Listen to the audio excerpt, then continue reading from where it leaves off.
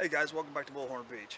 So today I get to start the series that I talked about in the last video, and I'm going to call it Back to Basics Bushcraft, B3 if you will. So to get started today, we're going to use Ferro rod, we're going to use some cedar bark, see if we can't get a fire going with that, and maybe make some char cloth. Stay with me.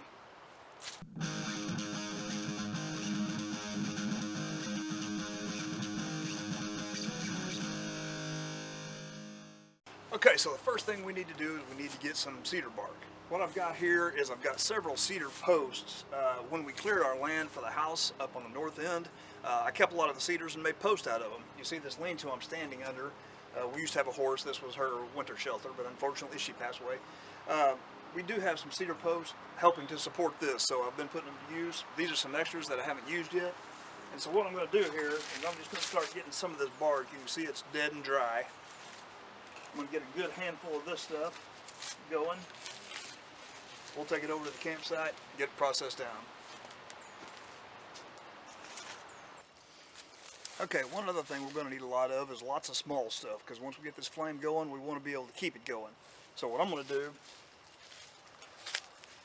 I'm going to walk around and find some of this stuff. Some of it's hanging, some of it's on the ground, but if it's up off the ground, some of it will be dry.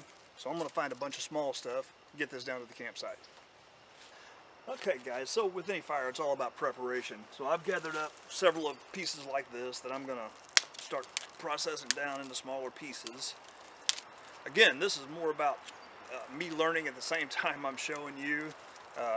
I've never had any official training. But anyway, what I have learned is you always want to break the little pieces off of here, because if you try to stick, let me put this down. If you try to stick something like that in a fire, there's just too much space between the sticks themselves to catch and continue burning. So you always want to break them down. So I'm going to get these broken down, and then we'll move on and get some larger stuff. Okay, guys, so what I've got here is I've got a pile of small stuff, a little bit bigger than, let's say, a basketball, maybe the size of a beach ball. And I got a little bit larger stuff that I took the small stuff off of the larger sticks, piled them over there, and then I got a few pieces of wood split that I got from my pile over there. Split them on my splitter right here. So now what I want to do with this cedar bark, we want the inner bark, not the outer bark. So you just start working that stuff down, wringing it between your hands, twisting it, grinding it. All that outer bark starts to come off, and you end up with this real fluffy stuff on the inside. This stuff is really dry, break it apart real easy. Okay, so what I've ended up here with is a ball of fuzz about the size of a softball. And under normal conditions, that's probably what you would need. That's, I think, what they teach most of the time. Okay, so here we've got our bird's nest and just some of the fuzz that was left over out of there. I'm going to set it right here. Oh, excuse me. Take this pile of small stuff, get it in the fire pit here.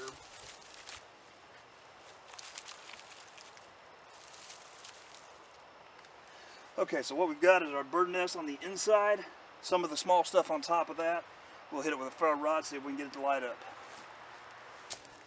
Okay, so what I've got here is my 6-inch ferro rod. I got this off of eBay, and I would recommend to anybody you want to use ferro rod, go ahead and get one of these big ones. This one's 1/2 inch diameter by 6, and you can see it's been used pretty well. I've lit a lot of fires with it, but the little ones are just harder to get a fire with.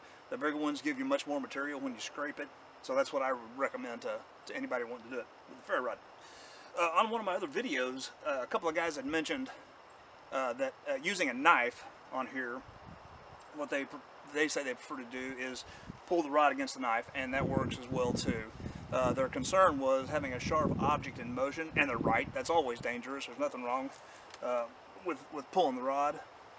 But if you're not comfortable using the knife, you can pick these up. That is made by Essie, and it's a high carbon steel block that you can strike spark off of, and you can also hit your ferro rod with it. Also, you can go with these little strikers like this that come with the tiny ferro rods. They do work, they're just not very effective, and I personally don't like these a whole lot. But that's an option out there for you. So what I'm using today is my Bushcraft Black, my favorite knife. So I'm going to hit this ferro rod. Let's see if we can get something going on it.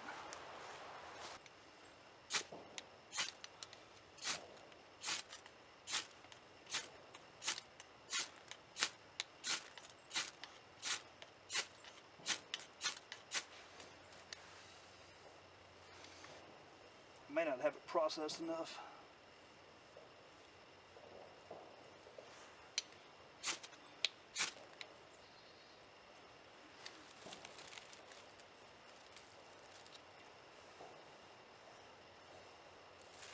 Almost.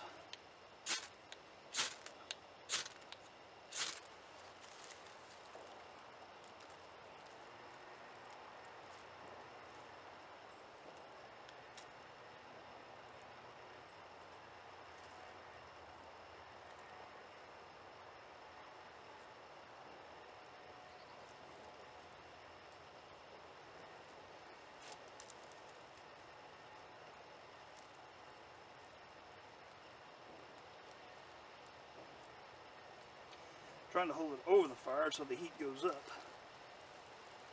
But I did get a flame.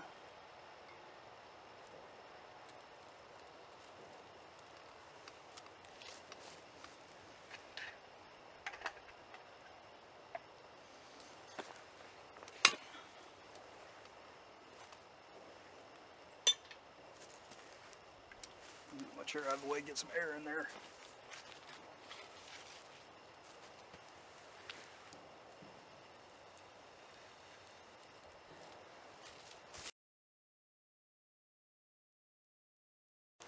Alright, I did cut away there for a minute because I thought I may have to redo some of this, but I finally did get some flame going. Took a little bit more air. Go and get some smaller stuff on there. See if we can get it going. Now when the pros do it, you can see they just light that thing and let it do its job.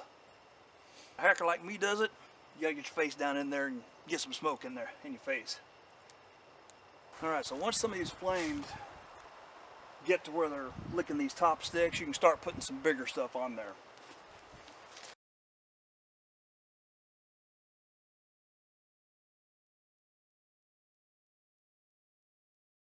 Alright guys, now we got some fire burning here. Nice and warm sitting next to this thing. So the next step that I like to do is break my stick. The next thing I like to do is make some char cloth. That's the next fire mentality. So what I'm going to do, get my cotton out. Got an old cotton t-shirt.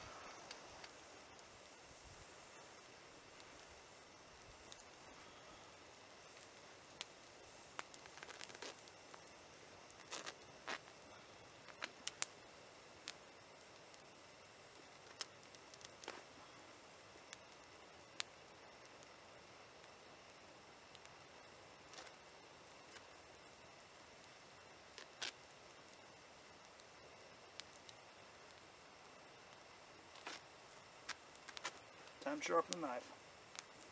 Okay, I've just got a small piece here. That'll make a few pieces of char cloth. Throw this in the Altoids tin. Some people like to poke a hole on top of it. That's fine if you do. I just throw it in like this. Alright, find a spot down here in the hot coals. Toss that sucker in.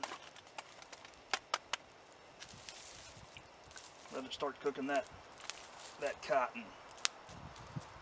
And I'll bring you back when it's done. Okay guys, what I got now is I pulled this out, I let it cool for about 10 minutes or so, and we ended up with this little piece right here. If it's not done yet, we'll put it back in for a minute. But to see if it's going to work, it feels pretty brittle. I'm going to break a piece off, just a small piece of it, and I'm going to hit it with a ferro rod.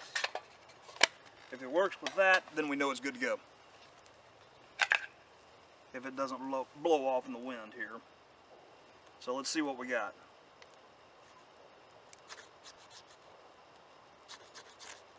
Okay. Don't know if you can see that on camera, but ooh, she's hot. Quite hot. So it works. So we had that in there for 10 to 15 minutes, let it cool for about 10 minutes, and it was good to go. So now we've got char cloth for our next fire. Okay guys, today we did the cedar bark with the ferro rod, It's a lot harder than it looks. You can tell I had to hit it several times. Maybe I didn't have it processed quite enough. But you saw how many times it took with that 6-inch ferro rod to get it going, and you saw that I had to put a lot of air into it to keep it going. A lot of people wear the hats with full brim. They can wave the fire with that. But I believe these skills are necessary and important to keep up. Even though cedar bark may not be the very best to use out there, some of the guys use a tulip poplar, which I don't have on my land. It's what I've got here. I've got the cedar, so that's what I use. But you saw that we made the char cloth, so come back for the next episode in this series. I'm going to take the char cloth, I'm going to use the cedar bark and some flint and steel and see if we can't get a fire going with that. And we'll use the same char cloth that we made today. Also, if I'm feeling like it, I may even try to make a bow drill. I've done that before, but I'm not very good at it. So you can see how hard this was, we'll see how hard that one is. Thanks guys for watching here at Bullhornbeach. Until next time, get out in the woods.